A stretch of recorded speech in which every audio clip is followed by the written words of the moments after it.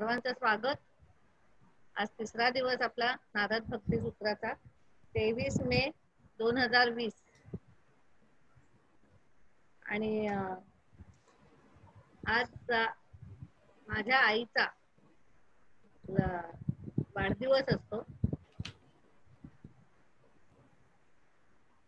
तर तिच्या वाढदिवसाच्या वेळेला आम्ही दरवेळेला काहीतरी ठरवतो शिबिर घ्यावं असं। तर यावेळेला हे नारद भक्ती सूत्राचं शिबिर घेतलं जात आहे, त्यामुळे मला खूप बरं वाटतंय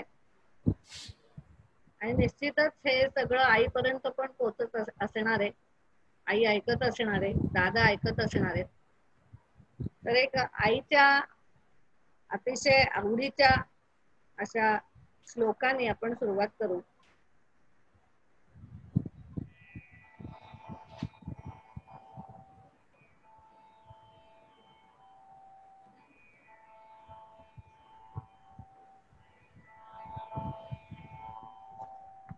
हा दादांनीच शिकवलेला श्लोक आहे।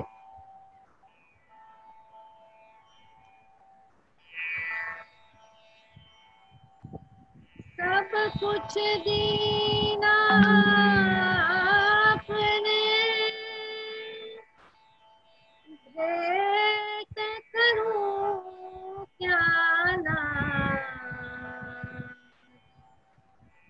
नमस्कार की भेंट कर जोड़ूं मैं दोनों हाथ। तुम ही मेरे कृष्ण हो, तुम ही मेरे राम, तुम ही रक्षक विष्णु हो, तुम ही हो सुखधाम।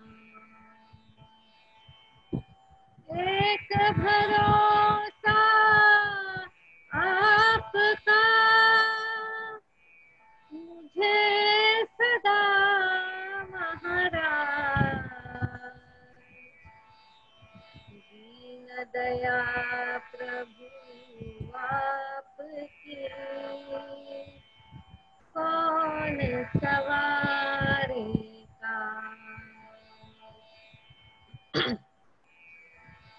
सोते बैठे जागते चलते फिरते काल, तेरा ही प्रभु आसरा हमको दीन दयाल। तुम ही मेरे कृष्ण हो, तुम ही मेरे राम, तुम ही रक्षक विष्णु हो, तुम ही हो सुखधाम। सब कुछ दीना आपने भेंट करूं क्या नाथ, नमस्कार की भेंट कर जोड़ूं मैं दोनों हाथ, जोड़ूं मैं दोनों हाथ।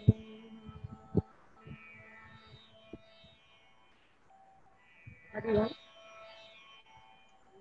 सुरुवात करायला काय हरकत नाही।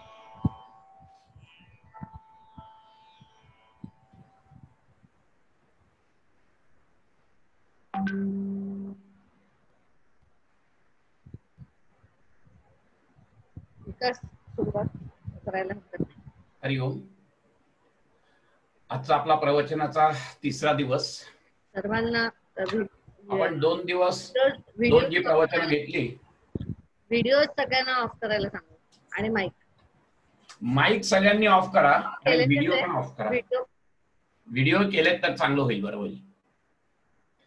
तर आपण हे 2 दिवसामध्ये बघितलं की नक्की जी भक्ती असते, कोणाचा तरी माईक चालू आहे, ऑडिओ चालू आहे माईक.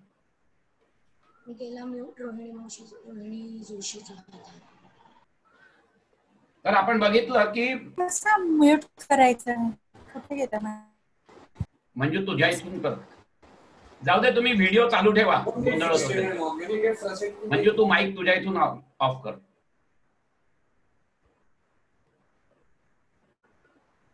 झालाय का? तर आपण बघितलं की ही जी भक्ती आहे ही पराभक्ती. आता जे काही आपली चर्चा चालली आहे ही चर्चा ही पराभक्तीबद्दल चाललेली आहे.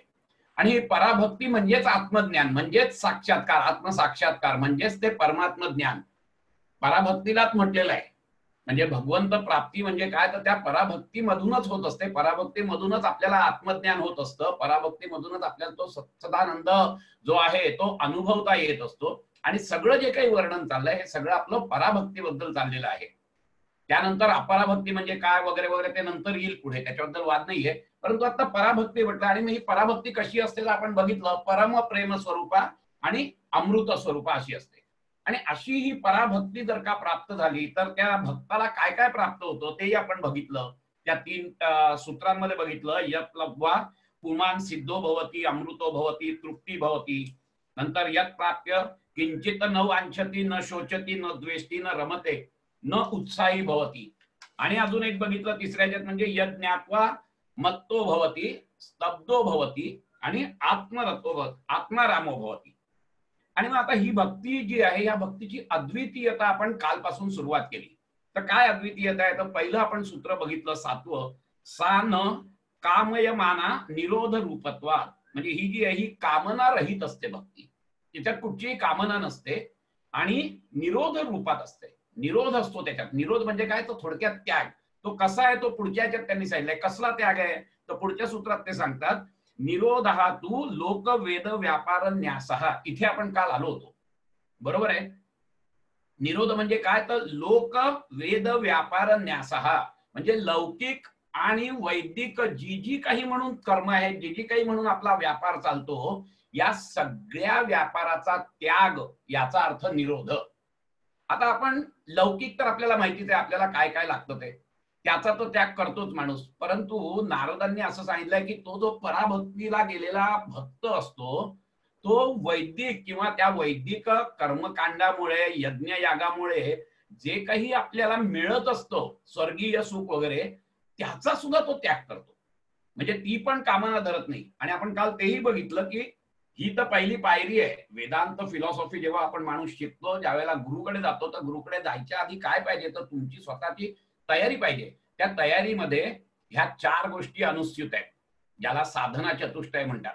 विवेक, वैराग्य, षटसंपत आणि मुमुक्षत्व. या 4 गोष्टी अंगी बाळगल्यावर तुम्ही अधिकारी व्यक्ती होता गुरुकडे जाण्यासाठी. मग गुरु तुम्हाला ज्ञान देतो. मग श्रवण, मनन, निधिध्यासन याच्यामधून तुम्हाला पुढे आत्मसाक्षात्कारापर्यंत तो गुरु घेऊन जात असतो. तर आता ह्या सगळ्या ह्याच्यामध्ये हे जे वैराग्य आहे, हा जो त्याग आहे, हा त्याग कुठच्या थरापर्यंत गेला की लौकिक तर त्याग आहेत, लौकिक गोष्टींचा जो काही, भौतिक गोष्टींचा जो काही त्याग, कामना असतात त्या कामनेचा तर त्याग आहेच, परंतु पारलौकिक सुद्धा जी सुख आहे जी आपण उपभोगलेली नाहीये, ज्याच्याबद्दल फक्त ऐकलेलं आहे, ज्याला आपण शब्द प्रमाणाने म्हणतो की शब्द प्रमाणाने मला कळलंय की स्वर्गामध्ये असं असं असतं, स्वर्गामध्ये तसं असतं, स्वर्गामध्ये सुंदर अप्सरा असतात, स्वर्गामध्ये काय अजून हे असतात, रंभा असतात, मेनका असतात.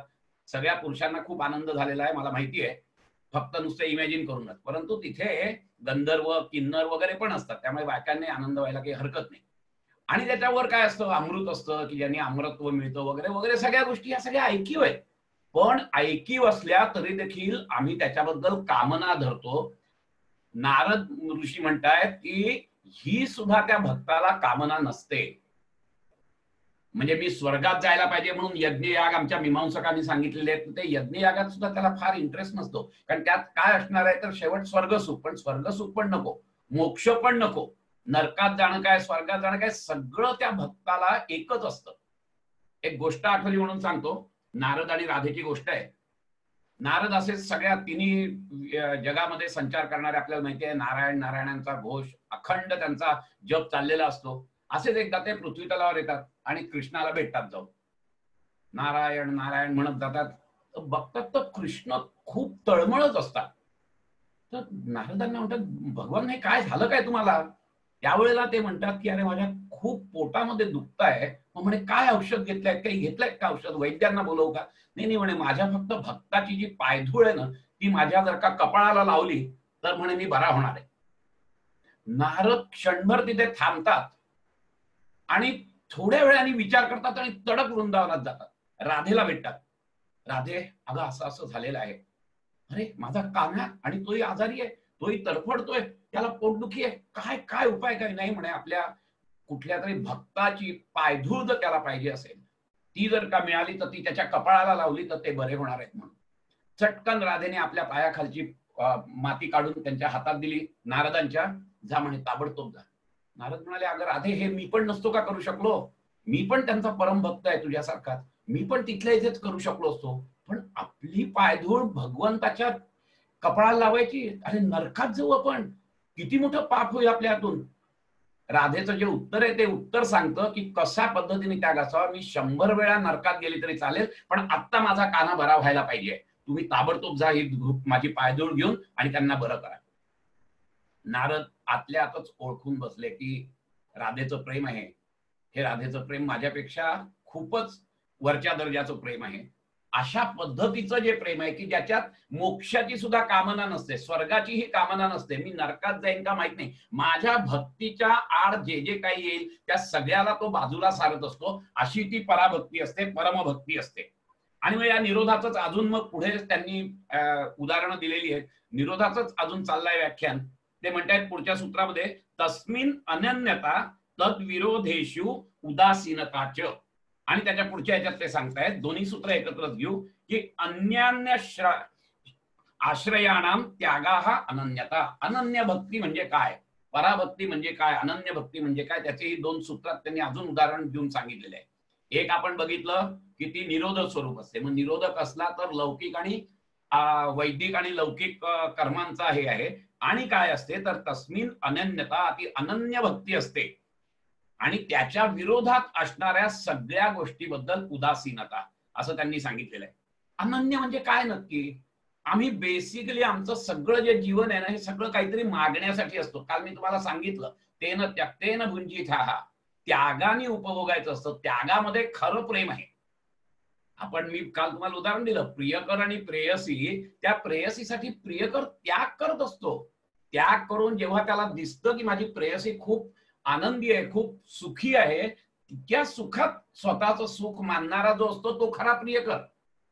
भगवंताच्या बाबतीतही हेच आहे की अनन्य भक्ती म्हणजे काय, तर त्या भक्तीच्या विरुद्ध कुठचीच कामना नाहीये, अन्य दुसरं नाहीच.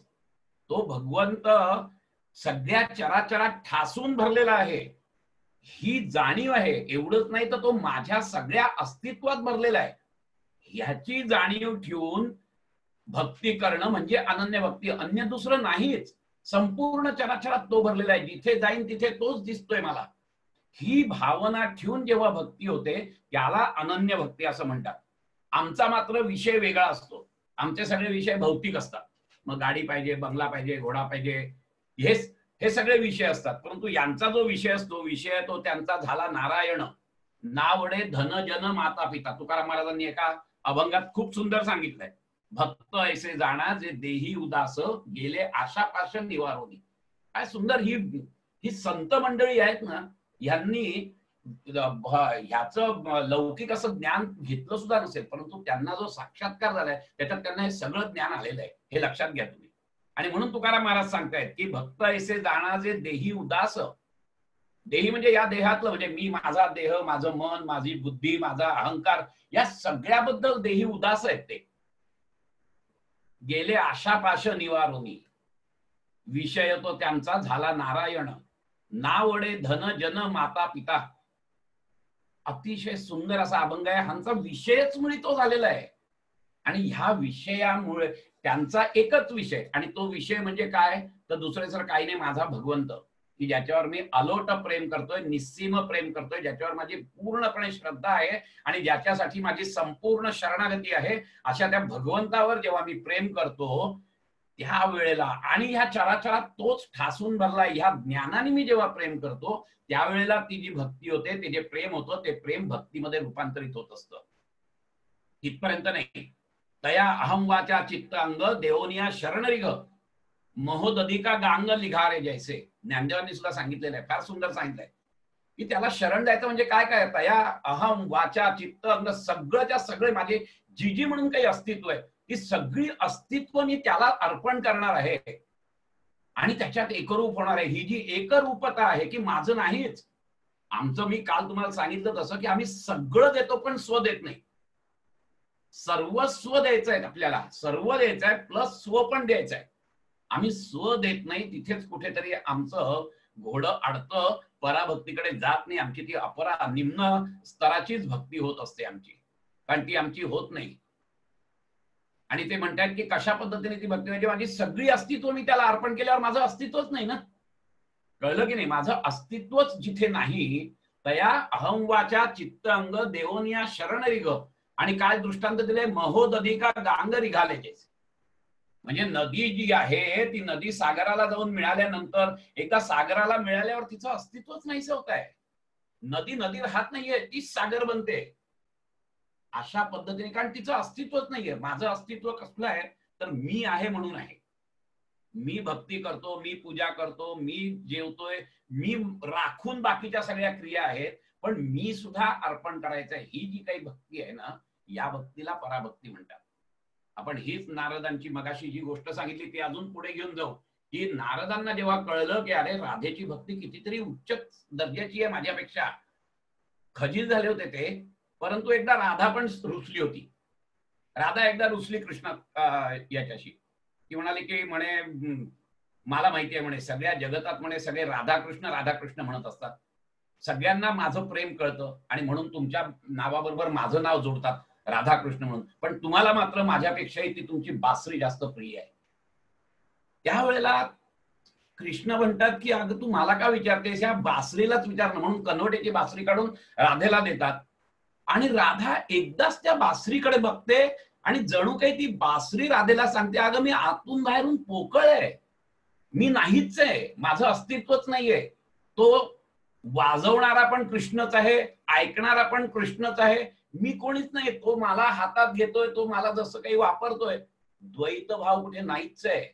राधेला त्या क्षणाला कळलं की अरे आपल्यात अजून द्वैत भाव आहे, की मी राधा आणि तो कृष्ण हा द्वैत भाव आहे. बासरीनी जणू काही तिला सांगितलं, अगं हा द्वैत भाव सुद्धा निम्न थराची ही आहे, याच्या पुढे जायचं आहे. आणि ती सायुज्यता मुक्ती आहे. मुक्तीच्या 4 हे बघितले आपण पायऱ्या, सलोकता, समीपता, स्वरूपता आणि सायुज्यता. ही सायुज्यता मुक्ती म्हणजे पूर्णपणे एकरूप होणं, द्वैत जाऊन अद्वैतात जाणं.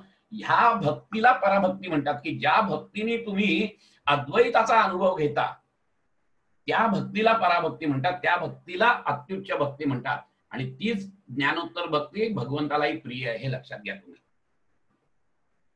राधा जिथपर्यंत व्यवहारात होती त्यावेळेला ती स्वरूपता मुक्तीमध्ये होती, म्हणजे तिच्या हृदयामध्ये पूर्णपणे कृष्ण होता. त्यांच्या हृदय मंदिरात प्रत्येक गोपीच्या कुठचंही दुसरं कोणी नव्हतं, तर फक्त आणि फक्त कृष्ण होता, बाकी कोणीही नव्हतं. परंतु ते त्यांचं हृदय होतं की माझ्या हृदय मंदिरामध्ये फक्त कृष्ण आहे, ही भावना होती. आणि तो जो कृष्ण आहे तो कृष्ण माझ्या हृदय मंदिरात आहे, म्हणून अजून मी आणि कृष्ण वेगळे आहोत, हा भाव होता. परंतु ज्या वेळेला मी मागे म्हटलं तसं की प्रेमाचा असा काही उमाळा येतो कधी कधी या अशा भक्तांना की ते पूर्ण विसरून जातात, स्वतःचं विस्मरण होतं. स्वतःचं विस्मरण होऊन जेव्हा तो भक्त त्या पूर्णपणे भगवंतात एकरूप होतो, त्यावेळेला कुठे त्या सायुज्यता मुक्तीची साक्षात्कार होतो. फार काळ तो तिथे टिकत नाही, कारण परत मग याला याच्यात यायचं असतं. परंतु राधेला वगैरे जेव्हा सामान्य असतात, स्वस्मृती असते त्यांना, त्यावेळेला ते स्वरूपता मुक्तीच होते. आणि कधी कधी जेव्हा प्रचंड प्रेमाचा आणि भक्तीचा उमाळा यायचा त्यावेळेला ते एकरूप व्हायचे. आणि त्या एकरूपतेमध्ये त्यांना सायुज्यता मुक्तीचा लाभ व्हायचा, आत्मसाक्षात्काराचा लाभ व्हायचा. आणि अशी ती पराभक्ती आहे. तर ती म्हणजे ती अनन्यता भक्ती, की अन्य दुसरं नाहीच आहे, विषय नाहीच कुठचा, विषय तो त्यांचा झाला नारायण. ह्या पद्धतीने त्यांनी जे सांगितलेलं असतं त्या ह्याच्यामध्ये तो जो भक्त असतो ना, तो भक्त भगवंतामध्ये सगळं जग बघत असतो आणि सगळ्या जगात भगवंत बघत असतो. जिथे बघेल तिथे भगवंतच त्याला दिसत असतो. ही अवस्था म्हणजे अनन्यता भक्ती. आणि अशी अनन्य भक्ती केल्यानंतर मग तो जो माणूस आहे, तो जो भक्त आहे, तो आत्मसाक्षात्काराला पोचतो, आत्मज्ञानाला पोचतो. त्याला जे काही ज्याला जे काही जीवनामध्ये मिळवायचं असतं ते पूर्णपणे त्याला मिळालेलं असतं. आत्मसाक्षात्कारी लोकांना, ज्याला आपण मोक्ष म्हणतो, ज्याला आपण कैवल्य म्हणतो, ज्याला आपण निर्वाण म्हणतो, वेगवेगळे शब्द वापरलेत वेगवेगळ्या लोकांनी त्यांच्या त्यांच्या याच्याप्रमाणे. परंतु तो जो काही आनंद आहे, तो त्याचा जो अनुभव आहे, तो अनुभव एकच आहे. आणि तो अनुभव म्हणजे सच्चिदानंद आहे. तो सच्चित आनंद रूपी तो होऊन जातो, कारण त्याचं रूप ते आहे, त्याचं स्वरूपच सच्चिदानंद स्वरूप आहे. आणि मग अशा भक्तांनी, नारदांना सुद्धा समाजाचं भान होतं. कारण की असं आहे की भक्त सगळे काय डायरेक्ट एकदम पराभक्तीला पोचलेले नसतात, हे लक्षात घ्या तुम्ही. त्यामुळे साधना ही करावीच लागते, भक्ती साधना पण करावीच लागते, भक्ती योगाची सुरुवात करावीच लागते. आणि म्हणून पुढच्या सूत्रात त्यांनी असं सांगितलंय की भवतु निश्चय दाढ्याम मूर्धम शास्त्र रक्षणम. म्हणजे याचा अर्थ काय की अलौकिक अशा भगवत प्रेमाचा मनात निश्चय दृढ झाल्यानंतर त्या भक्तांनी काय करायचं, तो साधक असतो त्यावेळेला. तर त्यांनी शास्त्र रक्षणम भवतु, शास्त्र प्रणित धर्माचं जे आहे ते रक्षण व्हायच पाहिजे. थोडक्यात म्हणजे त्याची सगळी कृत्य जी आहेत, ही सगळी कृत्य शास्त्र प्रणितच असायला पाहिजे. आमच्या इथे धर्मशास्त्र आहेत, वेगवेगळ्या धर्मशास्त्रात घालून दिलेले नियम आहेत. आणि हे सगळे कशासाठी आहेत, तर तुम्हाला उत्तुंग पोचण्यासाठीच आहे. तमोगुणातून रजोगुणात, रजोगुणातून सत्वगुणात आणि सत्वगुणातून गुणातीत होण्यासाठी म्हणूनच हे नियम घातलेले आहेत. त्याचप्रमाणे त्यांनी अभ्युदय आणि निःश्रेयस दोन्हीचा अभ्यास केलेला आहे धर्मशास्त्राने. आणि म्हणून अभ्युदयासाठी काय पाहिजे आणि निःश्रेयसाठी काय पाहिजे हे दोन्ही धर्मशास्त्रात येतं. अभ्युदय म्हणजे या समाजात जे आम्ही राहतोय त्या समाजाची जी बांधणी आहे ती बांधणी व्हायला पाहिजे चांगली. तो समाज निकोप असला पाहिजे. समाजामध्ये भांडण तंटा, काय दंगे धोपे हे काहीच नसलं पाहिजे. तो समाज जर सुस्थितीत असेल तर त्याच्यातला एक जो मी घट तो देखील सुस्वरूपातच असला पाहिजे. आणि म्हणून नारदांनी इथे निक्षून सांगितलेलं आहे की तू वेगळा नाहीयेस, तू साधक जरी असलास तरी तुला धर्मशास्त्राने घालून दिलेले सगळे जे नियम आहेत ते नियम पाळायचे आहेत. आणि ते जर पाळलेस तर तुझं जी भक्ती आहे ती भक्ती वृद्धिंगत होत जाणार आहे. किंबहुना ही शास्त्रच तुला मदत करणार आहेत पराभक्तीकडे घेऊन जायला. त्यामुळे शास्त्र धर्म सोडायचा नाहीये, हा खूप महत्वाचा मुद्दा त्यांनी इथे सांगितलेला आहे. आपल्या जाती वर्णाप्रमाणे भगवंतांनी सुद्धा तेच सांगितलेलं आहे भगवद्गीतेत, की मला जो काही माझा वर्णाश्रम आहे त्या वर्णाश्रमाप्रमाणे मला जे काही काम आलेलं आहे, विहित काम माझं जे आहे ते काम मी करणारच आहे. किंबहुना त्या कामापासून वंचित व्हायचं नाहीये. अख्खी गीताच मुळे त्यासाठी सांगितली गेली आहे की तुमच्या धर्माचरणाप्रमाणे, तुमच्या वर्णाश्रमाप्रमाणे तुम्हाला जे काही काम आलेलं आहे. अर्जुन क्षत्रिय होता, त्याचा धर्म होता, क्षत्रिय धर्म होता त्याचा. आणि त्याचा क्षत्रिय धर्म असल्यामुळे भगवंतांनी त्याला सांगितलं की अरे युद्धाला तू तयार हो, हा तुझा धर्म आहे. जे समोर लोक आहेत ती लोक समाजकंटक आहेत आणि क्षत्रिय म्हणून तुझा हा धर्म आहे. तू त्यांना मारणार, तुला पाप लागणार का लागणार का ह्याचा विचार तू नको करूस. तू तुझ्या धर्माचरणा, तुझ्या वर्णाश्रमाप्रमाणे जे तुझ्यावर काम आलेलं आहे त्याप्रमाणे तू काम कर. हा महत्वाचा संदेश इथे आपल्याला नारद मुनी देत आहेत की तुम्ही कितीही, तुम्हाला जर का खरंच भगवंताच्या जवळ पोहोचायचं असेल तर शास्त्राला आधारित शास्त्र नियम जे आहेत सगळे जे लागू दिलेले आहेत त्या ह्याच्याप्रमाणे राहूनच तुम्हाला पुढे जायचं आहे, की जेणेकरून समाजाला पण एकीकडे बांधू शकाल तुम्ही आणि तुमचाही, ज्याला अभ्युदय म्हणतात आणि निःश्रेयस, या दोन्हीची प्राप्ती होण्यासाठी म्हणून धर्मशास्त्रांची निर्मिती झालेली आहे. धर्मशास्त्र आम्हाला फक्त भौतिक गोष्टी शिकवत नाही, धर्माच्या चौकटीमध्ये राहूनच आम्हाला अर्थ, काम आणि मोक्ष या 3 गोष्टी करायच्या असतात. आणि म्हणून जे 4 पुरुषार्थ सांगितले आहेत, धर्म अर्थ काम मोक्ष, याच्यामध्ये धर्म पाहिला आहे, हे लक्षात घ्या तुम्ही. या धर्माच्या चौकटीत राहूनच तुम्हाला अर्थ, काम आणि मोक्ष या 3ही गोष्टी साधायच्या आहेत. त्यापैकी अर्थ आणि काम हे अभ्युदय आहे आणि मोक्ष हे निश्रेयस आहे. परंतु हे तिन्ही केव्हा मिळेल? जेव्हा तुम्ही धर्माच्या चौकटीत राहाल. धर्माची चौकट सोडून गेलात तर मात्र तुम्हाला कधीही मोक्ष मिळणार नाही, हे लक्षात घ्या. नारद मुनींनी हेच सांगितलेलं आहे की तू जरी भक्ती मार्गाला लागला असशील, आध्यात्मिक मार्गाला लागला असशील, याचा अर्थ तू वेगळा नाहीयेस. तर तुला समाज बांधणीचं, धर्मशास्त्रात घालून दिलेले नीती नियम हे सगळे पाळायचे आहेत. त्याच्याशिवाय तुला दुसरा पर्याय नाहीये. आणि म्हणून तुला तुझ्या वर्णाश्रमाप्रमाणे जे जे काय, आणि आम्ही महाराष्ट्रात बघतो की 18 पगड जाती जमातीचे संत आम्ही बघतोय. या सगळ्यांनी आपापले धर्म सोडलेले नाहीये. जिथे सावता माळी होता, सेना नावी होता, हे तुकाराम महाराज वैश्य होते, नामदेव शिंपी होते, सगळे वेगवेगळ्या प्रकारची लोक होती. आणि तरी देखील त्यांनी त्यांच्या वर्णाश्रमाची कामं न सोडता भगवत भक्तीत पुढे आलेले आहेत. का? तर त्यांनी ते शास्त्राप्रमाणे राहिले आणि म्हणून भगवंतानी त्यांना मदत केलेली आहे. आणि त्यांचं प्रेम वृद्धिंगत नुसतं नाही केलं तर अख्खे भगवंतामध्ये ते विलीन झालेले आपण बघतो. आपल्या महाराष्ट्राने भरपूर भरभरून आलेलं संतांचं पीक बघितलेलं आहे. आणि या संतांच्या पिकामध्ये जर तुम्ही बघाल तर 18 पगड जाती जमातीची लोक आहेत. कोण नाहीये, सगळ्या प्रकारची लोक आहेत. कान्होपात्रे सारखी वेश्या व्यवसायात वाढलेली मुलगी पण आहे. कोण नाहीये, सगळी लोक ह्याच्यात आहेत. ज्ञानेश्वरांसारखे जातीने ब्राह्मण असलेले ते पण आहेत. परंतु तिथे ही जी जात आहे, हे जे कर्म आहे, हे कर्म खूप गौण आहे. मुख्य काय आहे तर भगवंताबद्दलचं प्रेम. आणि तुम्ही जर का म्हणाल की मी आता आध्यात्मिक मार्गाला लागलोय तर मला या सगळ्या धर्मशास्त्राच्या नियमांची वगैरे काही जरुरी नाहीये, तर तसं होत नाही. नारद मुनी सांगतायत की धर्मशास्त्राला अनुसरून तुम्ही तुमचं कर्म करत राहा, भगवंत तुम्हाला मदत करेल. आणि म्हणूनच धर्मशास्त्र जर असेल तरच तुम्ही त्याप्रमाणे वागाल. आणि म्हणून या शास्त्रांचं जे आहे, या शास्त्रांचं अतिशय सुंदर रीतीने नुसतं पालन नाही, त्याचा अभ्यास करून स्वतः श्रोत्रिय बनून आणि मग ब्रह्मनिष्ठ बनतो माणूस. श्रोत्रिय पहिले बनायला पाहिजे, त्या शास्त्राचा अभ्यास केला पाहिजे, त्या शास्त्राप्रमाणे वागलं पाहिजे. आणि नंतर मग जेव्हा तुम्ही आत्मसाक्षात्कार होतो त्यावेळेला त्याला ब्रह्मनिष्ठ म्हणतात. तिथपर्यंत तो श्रोत्रिय आणि ब्रह्मनिष्ठ झालेला जो भक्त असतो तो भक्त मग समाजासाठी लोकांना धर्मशास्त्र शिकवायला लागतो आणि त्यामुळे समाज बांधला जातो. हे लक्षात घ्या. ही सगळी लोक जी आहेत, समाजाला जर का शिकवायचं असेल तर तुम्हाला धर्मशास्त्र यायला पाहिजे. तुम्हाला हे सगळे जे त्याच्या मागची जी फिलॉसॉफी आहे, तत्वज्ञान आहे, हेही कळायला पाहिजे. आणि आत्मसाक्षात्कार पण व्हायला पाहिजे. कारण आत्मसाक्षात्कार झाल्याशिवाय तुम्ही लोकांना सांगणार कसं की काय आहे. आणि म्हणून धर्माचा रक्षण करण्यासाठी भक्ताला श्रोत्रिय आणि ब्रह्मनिष्ठ असणं अतिशय गरजेचं आहे. एखादा माणूस म्हणेल की मला आता आत्मसाक्षात्कार झालाय तर मला कशाची गरज आहे, आता मला काही गरज नाही, कारण जे मिळवायचं होतं ते मी सगळं मिळवलेलं आहे, आता मी माझ्यातच राहील. तर भगवंत म्हणतात, नारद मुनी म्हणतात तसं नाहीये. पुढच्या सूत्रात तेच सांगते, अन्यथा पतित्या आशंकाया. जर का तसं नाही केलं तर अध्यात्म मार्गापासून च्युत होण्याचं भय असतं.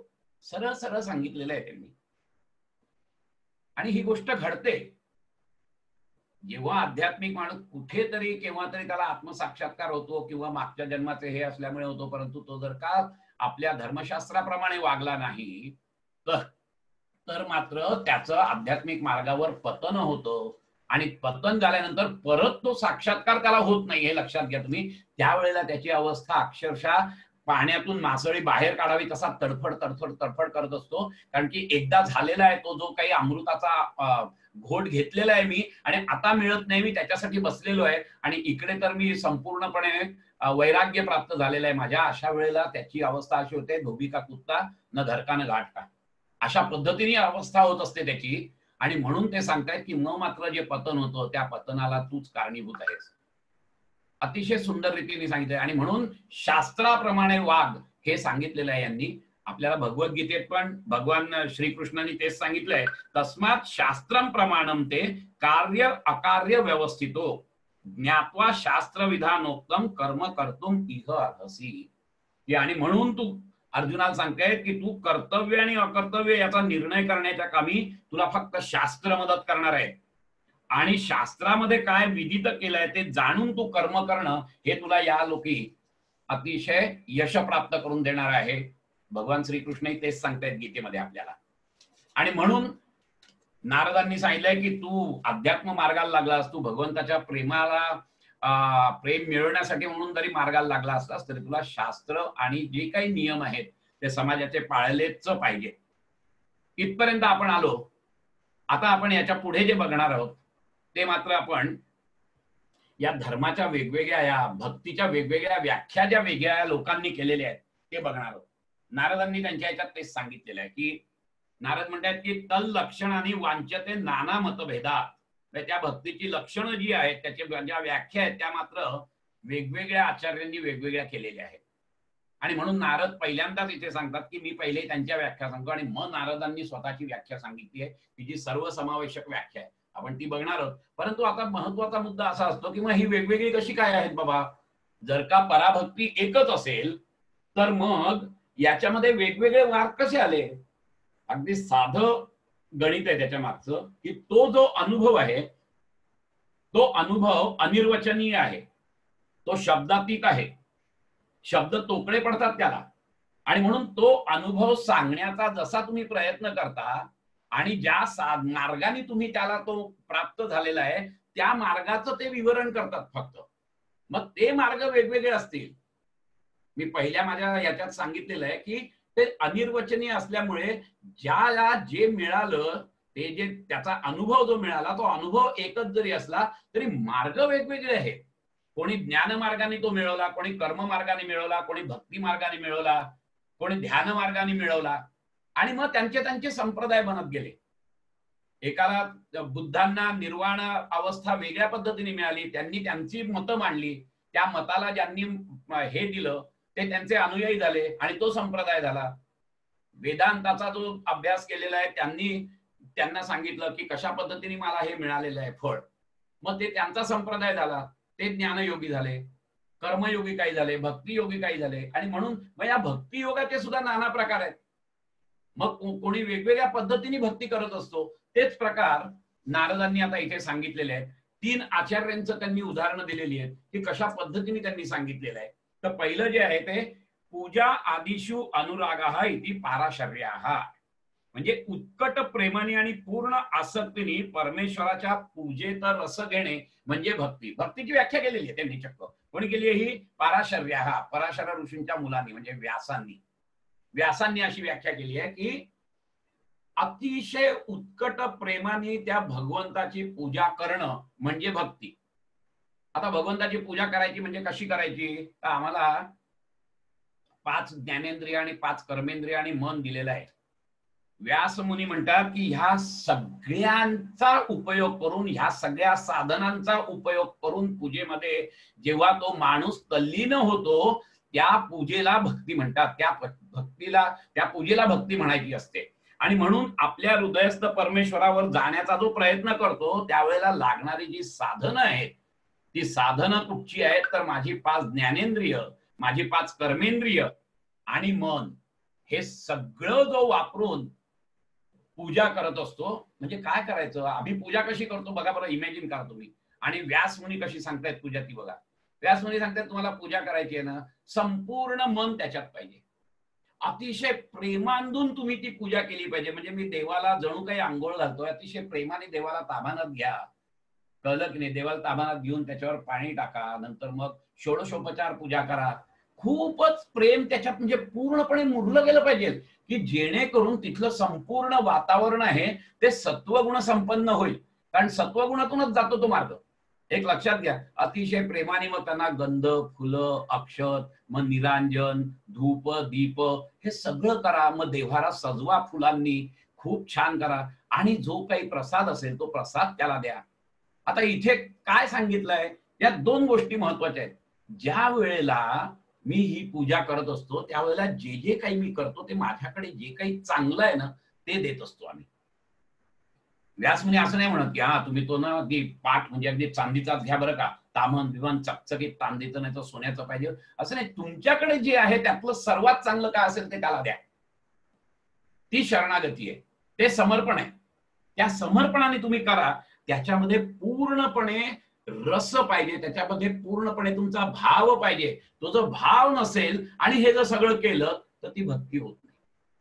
आमचं भक्ती होत नाही. आम्ही पूजा करतो, बघा बरं जरा, आपण पूजेला देव तामानात घातले की कोणीतरी येतो, अगं येतो माझा ड्रायव्हर आला ना की त्याला ती फाईल ठेवली आहे ती दे त्याला. अरे तू पूजा करतोयस का तुला तुझं लक्ष तिकडे आहे की तो ड्रायव्हर येईल त्याला ती फाईल द्यायची आहे म्हणून? अरे जरा ते हे तो जरा आवाज वाढव रे, जरा चांगलं गाणं लागलंय, माझं आवडतं गाणं आहे ते, इकडे पूजा चालली आहे आणि लक्ष आहे गाणं काढ. आमची पूजा अशी असते, हे लक्षात घ्या तुम्ही. त्याच्यात एकरूप होणं त्या पूजेमध्ये आणि त्याच्यातून प्रचंड आनंदाच्या उर्मी फुटणं, याला भक्ती म्हणतात. ह्या पूजा आदिषु अनुरागाः इति पारशर्याः. त्याच्यामधून आनंदाच्या उकळ्या फुटून प्रेमभराने जेव्हा आपण भगवंताकडे बघतो, भगवंताची सेवा करत असतो. पूजा म्हणजे काय, आम्ही सेवा करतो भगवंताची, आणि त्या भगवंताच्या सुंदर मुखाकडे बघून प्रचंड उल्लसित होत असतो. अशा पूजेला भक्ती म्हणतात, की ज्याच्यामध्ये पूर्ण प्रेम आहे, ज्याच्यामध्ये पूर्ण मन लागलेलं आहे माझं, अशा पूजेला म्हणतात. आमचं तसं होत नाही, आम्ही नुसतं कर्मकांड करतो. आमची पूजा कशी असते माहितीये का? फार दासगणू महाराजांनी एका लावणी वृत्तामध्ये फार सुंदर कवन केलेलं आहे. आमची पूजा कशी असते? उज्ज्वल तांब्या आसन लोकरी, घण घण वाजे घाट पूजेचा, लांबवरी बोभाट, चक चक चक चक सगळी भांडी भिंडी चकाचक केलेली एकदम छानपैकी, बसायला मस्तपैकी अगदी भरजरी याचं जरीचं हे वगैरे, आणि हे जोरजोरात घंटा वाजवत आहेत की त्या गल्लीच्या पलीकडे कळलं पाहिजे की महाराज पूजेला बसलेत म्हणून. सगळा अहंकार आहे त्याच्यात आमचा, आमचं मन त्याच्यात नाहीये. कळलं की नाही? हा महत्वाचा मुद्दा आहे. निरांजने ती 10-20 जळती, नाश तुपाचा खरा, बदामी नैवेद्याला शिरा. नैवेद्याला शिरा तिथे सुद्धा आम्ही पहिले सांगतो, अगं हे आज ते नैवेद्याचं ताट ना मी घेणार आहे, तर जरा केशर बदाम बिदाम जरा त्या शिऱ्यात टाक बरं का. अरे तू पूजा करतोयस का? तुझ्या डोक्यात नैवेद्याचा ताट मी घेणार आहे त्याचा आहे, ही आहे का? गुलाल बुक्का अबीर चंदन, अष्टगंध अर्गजा पाहिजे, म्हणती गरुड ध्वजा. सगळे वेगवेगळ्या प्रकारची अत्तर आणि सुगंधी द्रव्य वगैरे आम्ही सगळी लावत असतो. परंतु अशी पूजेची करी तयारी, बहुरूप्याचे परी भक्ती अंतरी. दासगणू महाराज म्हणतात, अरे हे बहुरूप्याचं हे केलंय, तू सोंग आणलंयस, नुसतंच दाखवतोयस मी भक्ती करतोय, आतमध्ये काहीच नाहीये, भक्तीचे नाव नसे अंतरी. अशी भक्ती काय कामाची आहे? त्यापेक्षा तुझ्याकडे जे आहे, काय अवडंबर माजवायची, आम्ही अवडंबर माजवतो, बाकी काही करत नाही. पूजा करतो म्हणजे आम्ही अवडंबर माजवतो एकतर, आणि नाही तर काहीतरी करायचं म्हणून चला आता पटपट पटपट पट करा, की ऑफिसला वेळ द्या, माझी या ट्रेन उरली आहे, मग काही नाही, मग दळाखालीच आम्ही हे करतो, देवाला धुतो बितो, फटाफट फटाफट आवरतो देतो. तिथपर्यंत डोक्यात अनंत वेगळे विचार असतात, त्या भगवंताचा एकही विचार नसतो पूजा करताना, हे लक्षात घ्या तुम्ही. मग अशी पूजा व्यासांना अपेक्षित नाहीये. तर माझे जे काही पंच ज्ञानेंद्रिय पंच कर्मेंद्रिय त्या सगळ्यांनीच मी पूजा करतोय, त्याचा हाताने मी पूजा करतोय, तोंडाने मी स्तोत्र म्हणतोय, आरती म्हणतोय, डोळ्याने मी त्याचं रूप बघतोय, जी स्तोत्र म्हणतोय ती माझ्या कानाने मी ऐकतोय. ही सगळी ज्ञानेंद्रिय माझी कामाला लागलेली आहेत तिथे, आणि या सगळ्याच्या मागे जे मन आहे ते मन पूर्णपणे त्यात आहे, आणि त्यामुळे ते आनंदित होत आहे. आणि हा जो आनंद आहे, हा जो प्रेमाचा उमाळा आहे, हा जिथपर्यंत मी माझ्या मनामध्ये अनुभवत नाही तिथपर्यंत ती भक्ती होणार नाही, हे लक्षात घ्या.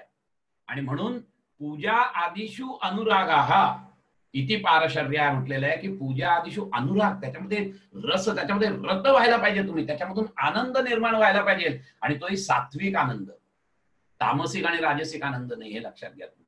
तो सात्विक आनंद जेव्हा निर्माण होईल त्यावेळेला ती भक्ती होईल, त्यावेळेला ती पूजा म्हणजे भक्ती होईल, तिथपर्यंत होणार नाही. हा खूप महत्वाचा मुद्दा त्यांनी इथे सांगितलेला आहे.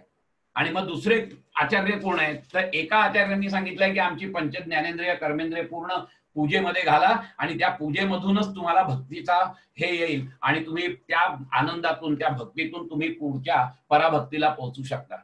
आणि मग दुसरे काय म्हणतात कथा आदिशु अनुरागाहा इति गर्गाहा. गर्ग मुनींनी वेगळी व्याख्या दिली आहे. गर्ग मुनींनी काय सांगितलंय की तुम्ही सदोदित त्याच्या कथा कीर्तन म्हणजे कान जीभ आणि डोळे ह्या 3 आमच्या अवयवांवर त्यांनी भर दिलेला आहे. आणि तो काय म्हणतायत ते की महर्षींनी व्याख्यात भक्त साधना कशी करायची तर सदोदित त्याचं गुणगान ऐकत राहा, सदोदित त्याचं गुणगान गात राहा. कळलं की नाही? सदोदित त्याच्या मूर्तीकडे बघून उल्हसित व्हा. कथा कीर्तन जागरण ही सगळी करत राहा, नुसतीच ऐकू नका. तर तुम्ही पण त्याचं गुणगान गा. ह्या तिन्ही याचा पूर्णपणे उपयोग करून जेव्हा तुम्ही त्याचं गुणगान गाता, जेव्हा तुम्ही त्याची भजनं म्हणता, जेव्हा त्याची स्तुती सुमन तुम्ही त्यांना वाहता, त्यावेळेला ती भक्ती होते असं त्यांनी सांगितलेलं आहे. फार सुंदर सांगितलेलं आहे की आमची भक्ती कशी असते, वेगवेगळ्या प्रकारची असते, परंतु यांनी सांगितलेलं आहे कारण यांना त्याच्या मार्गाने मिळालाय म्हणून त्यांनी सांगितलं की अरे काही नाही, कथा कीर्तनात दंग व्हा, नुसतं ऐका कथा कीर्तन, सांगा कथा कीर्तन, बोला, भजन म्हणा, ह्याच्यात आनंद घ्या, तर ती भक्ती होते. अतिशय सुंदर भागवतामध्ये एक श्लोक आहे, फार सुंदर आहे. तो श्लोक असं सांगतोय की जो भागवता त्या कीर्तनामध्ये जो मृदंग वाजतोय ना, तो मृदंग जणू काही या माणसाचा धिक्कार करतोय. कुठल्या माणसाचा? येशाम श्रीमत यशोदा सुतपद कमले नास्ति भक्तीर नराणाम येशाम आभीर कन्या प्रिय गुण कथने नानुरक्ता रसज्ञा येशाम श्रीकृष्ण लीलाम ललित गुणरसे सादरो नैव कर्णो धिक्ताम धिक्ताम धिगेताम कथयति सततम कीर्तनस्थो मृदंगः. कीर्तनातला मृदंग धिक्कार करतोय तुमचा, धिक्तांग, त्याच्यातून जो आवाज निघतोय धिंग धिंग धिंग, तो जणू काही तुमचा धिक्कार करतोय. कोणाचा? येशाम श्रीमत यशोदा सुतपद कमले. श्रीमत यशोदेचा पुत्र, त्याच्या पदकमलांची ज्याची भक्ती नाही त्याचा धिक्कार असो असं तो मृदुंग सांगतोय. येशाम आभीर कन्या ललित गुणरसे. आभीर, आभीर म्हणजे गवळी, आभीर कन्या म्हणजे गोपी, गोपींना प्रिय असणारा जो कृष्ण आहे. येशाम आभीर कन्या प्रिय गुणकथने.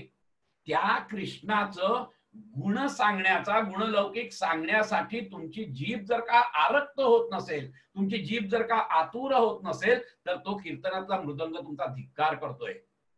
येशाम श्रीकृष्ण लीला ललित गुणरसे सादरो नैव करणं. अरे त्याचे गुणगान, त्याचे संपूर्ण चरित्र ऐकण्यासाठी तुमचे कान जर का अधीर नसतील, तर तो कीर्तनातला मृदंग जो आहे तो मृदंग तुमचा धिक्कार करतोय. धिक्ताम धिक्ताम धिगेताम कथयति सततम कीर्तनस्थो मृदंगः. हे 3 अवयव जे दिलेले आहेत ना तुम्हाला, हे तिन्ही अवयव कशासाठी दिलेले आहेत? त्याच्या भक्तीसाठी दिलेले आहेत. आम्ही या अवयवांचा वेगळा उपयोग करतो. आम्ही पॉप संगीत ऐकू, कान दिले आम्हाला, आम्ही डोळ्याने वेगळंच काहीतरी बघू, तोंडाने काहीतरी, कारण तोंड दिलाय, जीभ तर कशीही चालते. तसं नाहीये. गर्गमुनी म्हणतात की ह्या सगळ्याचा उपयोग त्याच्यासाठी करा. त्याची भजनं म्हणा, त्याला डोळ्यांनी बघा, किंवा दुसरीकडे बघताना त्यालाच बघा त्याच्यात, तर तुमची भक्ती वाढत जाते. हे शेवट भक्तीचं रूप आहे. तुम्हाला ज्या वेळेला हळूहळू सगळ्या चराचरात तो भगवंत दिसायला लागतो आणि त्या सगळ्या चराचराबद्दल प्रेम निर्माण होतं, त्याच्यासाठी त्याग करावासा वाटतो, त्यावेळेला समजून जायचं की माझं प्रेम वृद्धिंगत होत आहे. आणि जसं प्रेम वृद्धिंगत होतं, तुम्हाला आपोआप ह्या शक्ती मिळत जातात. फक्त तेवढंच त्याच्याकडे बघायचं, त्याचा उपयोग नाही करायचा. परवा आपण बोललो याच्यावरती, कळलं की नाही? आणि म्हणून गर्ग मुनींनी सांगितलेलं आहे की या पद्धतीने जर तुम्ही केलं तर ती मात्र भक्ती होते. की त्याच्या कथा कीर्तन, त्याचं हे भजन म्हणणं वगैरे, ह्याच्यात जो काही जातोय, धुंद होऊन जा, डोळ्यातून अश्रू येऊ देत, प्रेमभराचा उमाळ येऊ देत, त्या प्रेमभरातून तुम्ही तिथे नाचा गा, त्याच्यात भक्ती आहे, ती भक्ती आहे. हे गर्ग मुनींचं आहे. आणि मग शांडिल्य मुनी काय म्हणतायत? आत्मरती अवविरोधेन शांडिल्या. थोडक्यात म्हणजे मी ज्या वेळेला त्याच्या प्रेमाने मी ध्यानाला बसतो, त्याच चिंतन मनन, त्याच्याच गुणांचं, त्याच्याच लीलेचं मी जेव्हा चिंतन मनन करतो आणि त्या चिंतन मननातून मी जेव्हा ध्यानात जातो आणि ध्यानातून जेव्हा समाधीत जातो, त्यावेळेला ते जे चिंतन मनन, ते जे प्रेम आहे, ते प्रेम म्हणजे भक्ती आहे. जर का मी त्याच्यातून ध्यानावस्थेत गेलो, मी त्या चिंतन मननातून ध्यानावस्थेत गेलो नाही, ध्यानावस्थेतून मी जर का समाधी अवस्थेत जाऊन मला त्याचं आत्मज्ञान झालं नाही, तर ती जी भक्ती आहे ती भक्ती म्हणता येणार नाही. ते प्रेम माझं पराप्रेम म्हणता येणार, परमप्रेम स्वरूप नसेल, ते अमृत स्वरूप नसेल ते. आणि म्हणून शांडिल्य मुनी असं म्हणतायत की त्याच्या दिव्य संकल्पनांवर माझं चिंतन मनन होत आहे का, आणि ते जर चिंतन मनन होऊन मी त्याच्यामध्ये जर का ध्यानात जात गेलो, अंतरंगात जात असेल, तर ती भक्ती, ते जे प्रेम आहे ते प्रेम मात्र पराभक्तीमध्ये रूपांतरित होतं. पण जर का मला त्याच्यामुळे अंतरंगात जाता येत नसेल, तर कुठेतरी माझं प्रेम, माझी भक्ती कमी पडतीये, हे लक्षात घ्या. अविरोधे आत्मरती अविरोधेन इति शांडिल्याः. आत्मानुभव घेण्यासाठी जी अविरोधी आहे, की ज्यामुळे विरोध होत नाही, अशा पद्धतीचं माझं जर का चिंतन मनन असेल, त्या भगवंताबद्दल जर का माझं त्याच्याबद्दलचं जर का प्रेम असेल, तर मात्र ते अविरोध जर असेल, तर ते जे प्रेम आहे, ती जी भक्ती आहे, ती भक्ती म्हणजे पराभक्ती, असं त्यांनी सांगितलेलं आहे.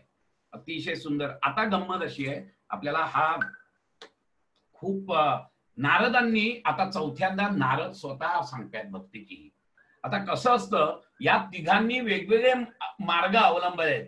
एकाने पूजेमधून भक्तीचं स्वरूप सांगितलेलं आहे, किंवा पूजा आदी करून तुम्ही त्याच्यातून भगवत प्रेम जागृत करू शकता. दुसऱ्यानी कथा कीर्तनातून भगवत प्रेम जागृत करू शकता.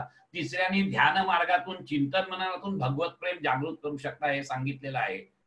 पण तो एक एक भाग झाला. किंबहुना या सगळ्या बाह्य अभिव्यक्ती आहेत प्रेमाच्या, भगवत प्रेमाच्या या सगळ्या बाह्य अभिव्यक्ती आहेत. नारदांनी या सगळ्याला कोणालाच विरोध नाही केलेला. नारद म्हणाले त्यांच्यापर्यंत ते बरोबरच आहे, परंतु या सगळ्यांना कवेत घेऊन नारदांनी एक व्याख्या केली, की जी आपण आता बघणार आहोत. अतिशय सुंदर, सर्वतोपरी विचार करून नारदांनी भक्तीची व्याख्या केली. आणि म्हणून तर त्यांना भक्ती योगाचे आद्य पुरस्कर्ते म्हणतात, ते उगीच नाही म्हणत. नारदांनी व्याख्या केली आहे, नारदः तू तदर्पिता अखिल आचारिता तद्विस्मरणे परम व्याकुलता इति. बघूया आपण नारद काय म्हणतायत. नारदः तू, नारद म्हणतायत की माझ्या मतानी तद अर्पिता अखिल आचारिता, माझी सगळीच्या सगळी कर्म ही त्या भगवंताला अर्पण करणं, आणि त्याच्या वियोगाच्या प्रत्येक क्षणी परम व्याकुळ जर का मी होत असेल, तर समजायचं की ती माझी पराभक्ती आहे. याचा आपण उहापोह करूया. आता गंमत अशी असते की पहिली महत्वाची गोष्ट, की माणूस हा कधीही कर्म केल्याशिवाय राहू शकत नाही. भगवद्गीतेत पण आपल्याला सांगितलंय, नाही कश्चित क्षणनपि जातुः तिष्ठती अकर्म करून. माणूस कधीच शांत बसू शकत नाही, काहीतरी कर्म तो करतच असतो. 24 तास तो कर्म करत असतो. कळलं की नाही. कार्यते यवशः कर्म सर्व प्रकृती जैही गुणाः. कारण असं असतं की प्रकृतीच्या बंधात तो अडकल्यामुळे हे त्रिगुण जे आहेत, हे त्रिगुण त्याच्याकडून कार्य करून घेत असतात. आणि म्हणून नाही कश्चित क्षणमपि जातुः, एक क्षणभर देखील माणूस थांबत नाही. नारद म्हणतात, तुम्ही जर का कर्म करायचं थांबत नसाल, तर 24 तास त्याचं जर अनुसंधान पाहिजे असेल, तर ती सगळीच्या सगळी कर्म जी आहेत ना, ती कर्म तुम्ही भगवंताला अर्पण करा. म्हणजे दोन गोष्टी होतील याच्यात. एक म्हणजे जे जे काही मी कर्म करेन ते भगवंताचं काम आहे हे समजून जर केलं, आणि मला भगवंताला ते कर्म अर्पण करायचंय, त्याचं कर्मफल भगवंताला अर्पण करायचंय, हा भाव मनात ठेवून जेव्हा मी कर्म करतो, त्यावेळेला सर्वात पहिली गोष्ट काय होते, तर माझ्या हातून फक्त चांगलीच कर्म होतात, वाईट कर्म होत नाही. हे एक महत्वाचं लक्षात आहे. दुसरं महत्वाचं गोष्ट अशी असते की मी सतत ते अनुसंधान ठेवत असतो की माझी सगळी कामं मी भगवंताला अर्पण करतोय. त्यामुळे 24 तास तुम्हाला भगवंताचं अनुसंधान लाभतं. 24 तास लागतो तुम्हाला. 24 तास तुम्ही भगवंताच्या सान्निध्यात असता आणि म्हणून मग ते त्यांनी सांगितलंय की मग ते पूजा असो किंवा कथा कीर्तन असो किंवा ध्यान असो, ही सुद्धा कर्मच आहेत. ह्या कर्मात सुद्धा तुमची ही सगळी कर्म त्या भगवंताला अर्पण करायची आहे. त्याच्या व्यतिरिक्त तुमची जी भौतिक कर्म आहेत, जी काही लौकिक कर्म आहेत, ती कर्म सुद्धा भगवंताला अर्पण करा. या भावनेने करा की जेणेकरून भगवंताला अर्पण केलं की चांगलीच कर्म होतील. चांगलीच जर कर्म केली तर तुम्ही आपोआपच सत्वगुण संपन्न होत राहता. आणि सत्वगुण संपन्न जर तुम्ही होत राहिलात तर तुम्हाला तो जो मार्ग आहे तो मार्ग अतिशय सोपा मार्ग आहे. तो अहो येता जाता उठत बसता कार्य करिता, सदा घेता देता वद निवदता ग्रास गिळता, घरी दारी शय्ये वरी रती सुखाचे अवसरी, समस्तांची लज्जा त्यजुनी भगवत चिंतन करी. हेच सांगितलंय. अहो येता जाता उठत बसता काय जे जे काही तुम्ही कराल सतत त्या भगवंताचं अनुसंधान ठेवा. ते अनुसंधान का ठेवायचं आहे? कारण असं आहे की ते अनुसंधान जर मी ठेवलं नाही तर त्या भगवंतापासून मी थोडासा वेगळा होईल. आणि थोडासा वेगळा झाल्यानंतर जर का त्या वेगळेपणात मी प्रचंड व्याकुळ झालो तर ती भक्ती आहे. ती व्याकुळता जर का मला पोखराला निघाली तर समजायचं की माझं खरं प्रेम आहे. ते ही अतिशय महत्वाची गोष्ट इथे यांनी सांगितलेली आहे.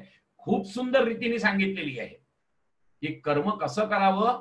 तर कर्म त्याला अर्पण करण्यासाठी कर्म करायचं, कर्माचं फळही त्याला अर्पण करायचं. आणि त्याचप्रमाणे प्रत्येक वेळेला कर्म करताना मी भगवंतासाठी कर्म करतोय हा भाव जर त्याच्यात असेल तर मात्र खरं सांगायचं तर तुमचं अनुसंधान भगवंताशी तुटतच नाही.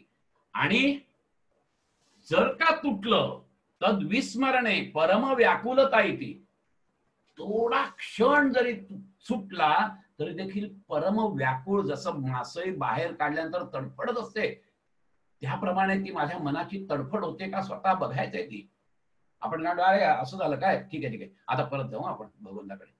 नाही, प्रचंड व्याकुळता. ती मासळी तडफडते कशी, तिला परत उचलून पाण्यात टाका की ती अथांग सागरात पोहत असते. त्याचप्रमाणे ती व्याकुळता जेव्हा त्याला कळते की अरे मी भगवंतापासून माझं अनुसंधान सुटलंय, प्रचंड आतमध्ये तो तळमळत असतो. आणि परत जेव्हा तो भगवंताच्या त्या महासागरामध्ये प्रेमाच्या महासागरात पोहायला लागतो तेव्हा तो परत त्या भगवंताशी एकरूप होत असतो. असंही जेव्हा गोष्ट घडेल त्यावेळेला त्याला भक्ती असं म्हणतात. ही भक्ती आहे की 24 तास नारद तू तदर्पिता अखिल आचारिता तद विस्मरणे परम व्याकुलता इति.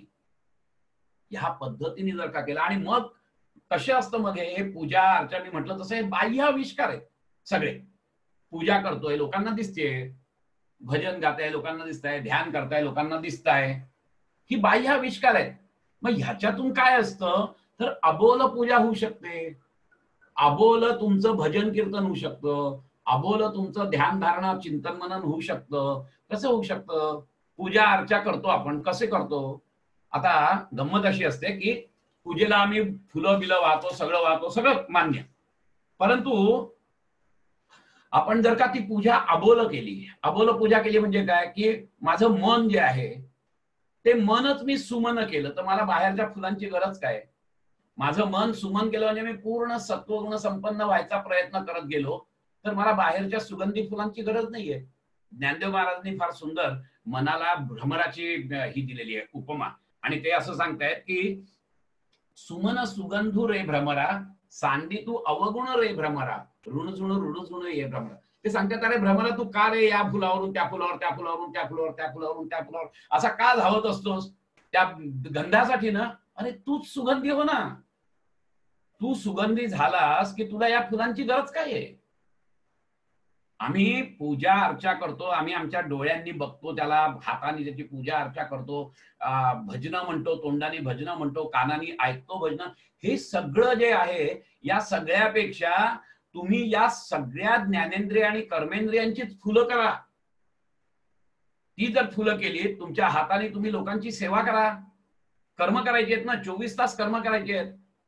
मग 24 तास जर कर्म करायचे तर या हाताने लोकांची सेवा करा, ती भगवंताची सेवा झाली. या पायाने धावत पीडितांकडे जा, त्यांची विचारपूस करा. डोळ्यांनी तुम्ही अतिशय चांगलंच फक्त बघा, वाईट बघू नका.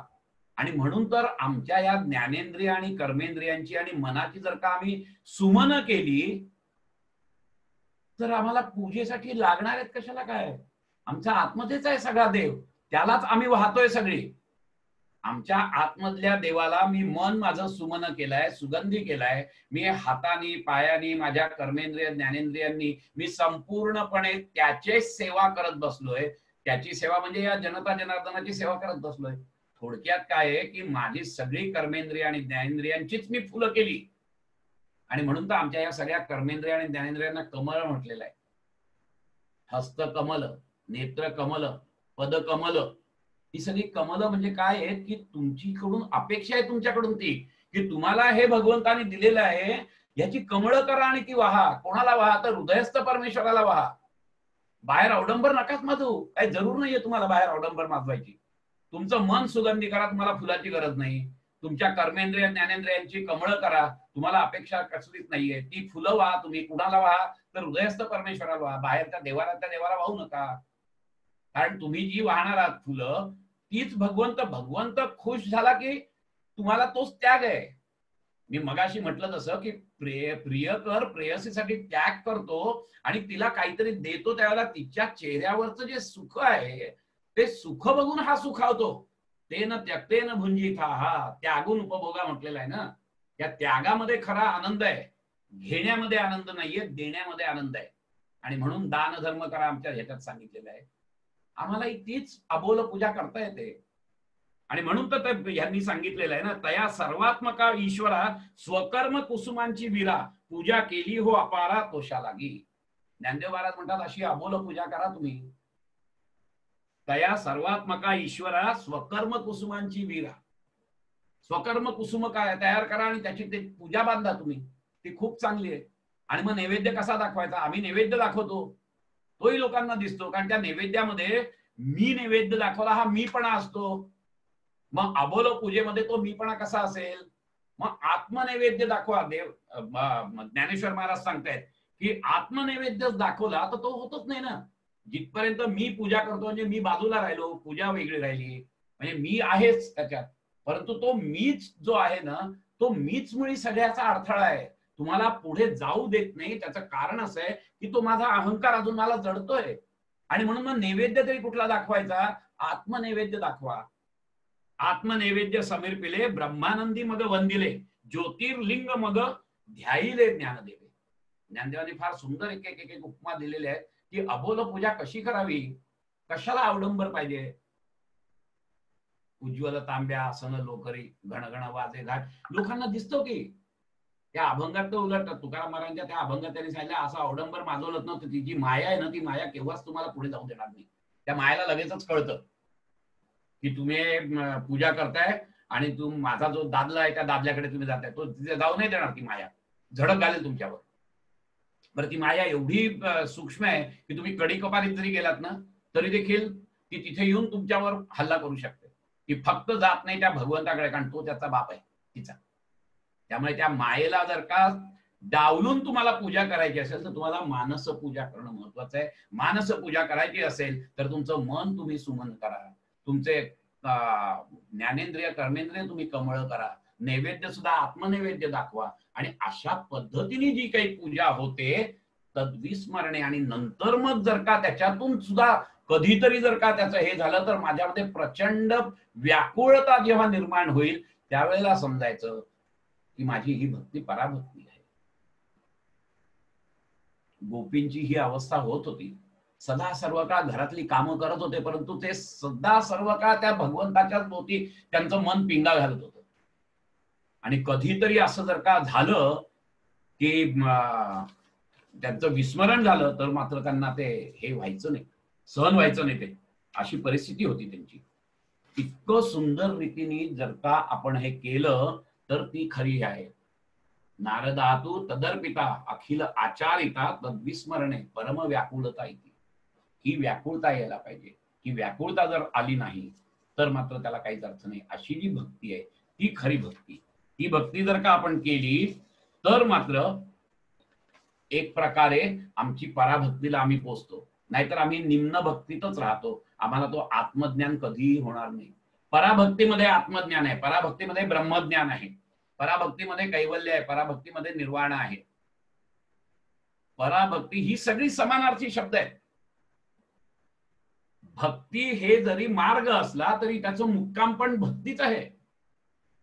आणि भक्ती म्हणजे काय तर आत्यंतिक भगवंताबद्दल प्रेम, पूर्ण श्रद्धा आणि संपूर्ण शरणागती. मी दरवेळेला हे तुम्हाला सांगतो, या 3 गोष्टींवर भक्ती अवलंबून असते. संपूर्ण शरणागती, त्याच्याशी सगळं शरण त्याच्याशीच जायचं आहे. तदर्पिता अखिला आचारिता, त्याला अर्पण करायचंय सगळं. आणि अशा पद्धतीने हे जेव्हा अर्पण करतो आम्ही, त्यावेळेला ती खरी भक्तीमध्ये, पराभक्तीमध्ये त्याचं रूपांतर होत असतं. त्या प्रेमाचं भक्तीत रूपांतर होत असतं. हा एक महत्वाचा मुद्दा नारदांनी, आता आपल्याला तुम्हाला कळेल की नारदांनी ह्या कोणालाच विरोध नाही केलेला, किंबहुना या सगळ्यांना कवेत घेऊन स्वतःची व्याख्या केलेली आहे आणि किती सुंदर केलेली आहे तेही आपण बघितलं. आणि त्याचा दाखला देत आहेत ते पुढच्या ह्याच्यात. आपण थांबूया फक्त. दाखला कोणाचा देत आहेत? यथा व्रज गोपिकांना.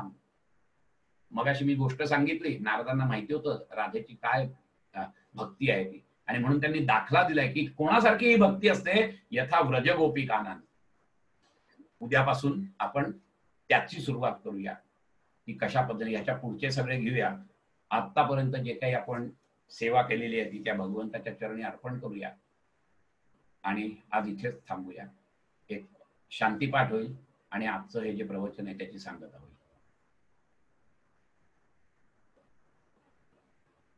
सर्वांना धन्यवाद अटेंड केल्याबद्दल. आणि एक सूचना अशी आहे की तुम्ही ऍड होताना ना तुमचं नाव लिहा तिथे, कारण आपण रेकॉर्ड ठेवतो कोणी अटेंड केलाय काय नाही, तर सगळ्यांची नावं पाहिजेत मला तिथे यायला. आणि आडनावासकट लिहा, कारण एकेका नावाच्या 2-2, 3-3 व्यक्ती आहेत. मग नक्की कुठली व्यक्ती कोण ते कळत नाही. तर तुमचं नाव नक्की लिहा. कारण आता 1-2 फोन नंबर असे आले आहेत, 2-2दा 3-3दा चॅट मध्ये त्यांना सांगून सुद्धा त्यांनी नाव रिनेम केलं नाहीये. रिनेम तुम्हाला करता येत नसेल तर आयदर शिकून घ्या, नाहीतर जॉईन होतानाच नाव लिहा. जॉईन होताना घाईघाईने जॉईन करू नका, तुमचं नाव पूर्ण लिहा आणि जॉईन व्हा. तर आपल्याला रेकॉर्ड ठेवायचा आहे म्हणून ही सगळी धडपड. तर आपण ज्या ज्या ठिकाणी म्हणूयात आणि थांबूयात. शांतीपाठानंतर एक 5 मिनिटं हे चालूच राहील. ज्यांना कोणाला बोलायचं आहे, हे करायचं आहे, तर आपण ती ठेवणारच आहोत. म्हणजे नेहमीची आपली पद्धत, एक 5-7 मिनिटं आपला झूम मीटिंग चालूच राहील. तेव्हा सगळ्यांनी आपापले हे अनम्यूट करा आणि व्हिडिओज पण अनम्यूट करा. सगळ्यांनीच हे करा, म्हणजे मग आपल्याला बोलता येईल. कोणाला काही शंका असेल, काही असेल तर. ज्या ज्या ठिकाणी मन जाय माझे, त्या त्या ठिकाणी निज रूप तुझे. इथे तिथे मस्तक ज्या ठिकाणी, तेथे तुझे सत्पाय दोन्ही. मला नाही बोलायचं. सद्भावाची अंजुली, मिया ओविया फुले मोकळी. अर्पिली अंघ्री उगुली विश्वरूपाच्या. ये शरीरीची ये माती, मेळवीन तये क्षिती. जेथे श्री चरण उभे ठाकती, आराध्याचे कुंडलिक वरदे हरी विठ्ठल. श्री ज्ञानदेव तुकाराम ज्ञानेश्वर महाराज की जय. भगवान गोपाल कृष्ण महाराज की जय. सब संतन की जय. जय जय रघुवीर समर्थ. पांडुरंग हरी वासुदेव हरी, पांडुरंग हरी वासुदेव हरी, पांडुरंग हरी वासुदेव हरी, पांडुरंग हरी वासुदेव हरी, पांडुरंग हरी वासुदेव हरी, पांडुरंग हरी वासुदेव हरी. हरी हरी हरी हरी हरी. सगळ्यांना धन्यवाद. आपण आता मंगळवारी भेटणार आहोत. हरि ओम. धन्यवाद. धन्यवाद. धन्यवाद. थँक्यू. नाव जरा सांगा. हा गुरुजी. गोखले गुरुजी नाहीये. वसुधा बोलतो. अच्छा, असं आहे होय. मंजिरी ताई थँक्यू. आज खूपच छान आवडलं मला. भक्ती खूप मस्त होतं. आणि मला हे माहित नव्हतं की ध्यान वगैरे पण त्यात आपण त्याला द्यायचं. आज कळलं. खूपच छान. अहो शेवट सगळं ध्यानातच आहे. हो हो हो. शेवट सगळे मार्ग जे आहेत ना ते ध्यानातूनच पुढे नाही नाही जातात. तसं नाही. तो सुद्धा त्याला अर्पण करतो आपण. आता मी हो, कर्म त्याला नक्कीच. सगळी करते नाही पण नाही ध्यान सुद्धा त्याला करायचं. सगळं सगळंच त्याला अर्पण मस्त. करायचंय. हो येस. Thank you very much. अच्छा धन्यवाद. अंजिताई थँक्यू. खूप चांगला रंगला एकदम. मस्त. आपली 5वी व्याख्या राहिली आहे ना नाही. भक्तीची? नाही 3 आणि 4थी व्याख्या ही. अच्छा चारच आहेत का? 3 गर्गमुनी, व्यासमुनी आणि ओके, शांडिल्य मुनी आणि मग नारद.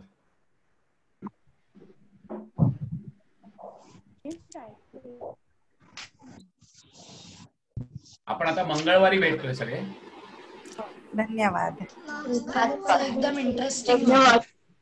धन्यवाद. तर आपले किती झाली सूत्र? हा मी आपल्या 19. ग्रुपवर झालेली सूत्र पाठवतेय. 19 सूत्र झाली आता. विकास मामा हो बोला. काय म्हणतोस? एकदम छान. बरं वाटतं रे. बरं वाटतंय का? हा आज आई बाबा बघ माझ्या आजूबाजूला बसले. अरे कुठे आहेत मला दिसत नाही ते. एक मिनिट काय? थांब 1 मिनिट थांब जरा. कुठे गेलीस तू? थांब जरा. अरे मी वरती आहे अगं हा तुझ्या बाजूला. आता ते गॅलरी व्ह्यू केलं तर ते दिसेल नाही तर नाही दिसणार. थांब. अरे त्याचीच ओपन नाहीये. नाही थांब ना तुला बघतो. हा विकास थांब ना. आता गेली का तू? हा मग आता मिळालीच तेच. मिळाले का चला. अरे परत गायब झालीस. तेवढ्यात गायब झालीस. तर 2 हा मिनिट नाही 2 आली मिनिट इकडले आहेत. आली दिसलीस. नाही ग मी यावेळा म्हणजे मोबाईलही घेतला आणि लॅपटॉप वरही केलेला आहे त्यामुळे आहे अच्छा. माझाच नंबर आहे दोन्ही. म्हणून 2 ठिकाणी आलंय का ते? म्हणून 2 ठिकाणी आले.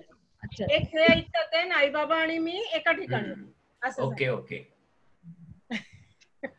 बरं झालं पण तू बाजूलाच असल्यामुळे आई बाबा तुझ्याकडे आज आले का? हो. एकत्र तुम्ही बघताय. हो. चांगलंय हो. चांगलंय. अरे हिने आयडी माझ्याकडे आजचा पाठवला नाही त्याच्यावर मी प्रयत्न केला काय सांगताय? हो तर झालं नाही ते म्हणून हो मग का? मी इथे आलो. अच्छा तर ओके. हिला आठवणच नाही राहिली. तर रेकॉर्डिंग बंद केलंस का?